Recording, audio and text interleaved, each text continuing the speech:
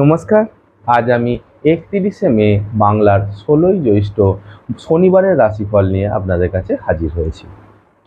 মেষ রাশির ক্ষেত্রে দিনটি অত্যন্ত শুভ। নিজ প্রচেষ্টায় কর্মে উন্নতি হবে, আয়োজক শুভ।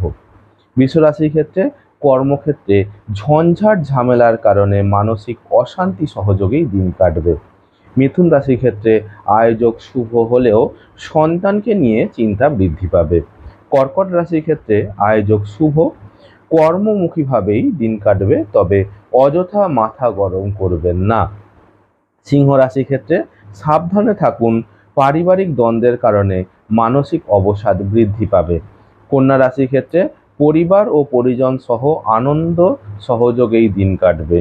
তুলা রাশির ক্ষেত্রে বুঝে চলুন, কোনো অসৎ ব্যক্তির কারণে আজ কিন্তু আপনি প্রতারিত হতে পারেন।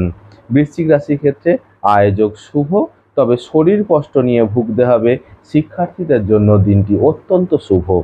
ধনু রাশির ক্ষেত্রে আত্মীয় স্বজন বা বন্ধু বান্ধব সহযোগে আনন্দেই দিন কাটবে, আয়োজক শুভ।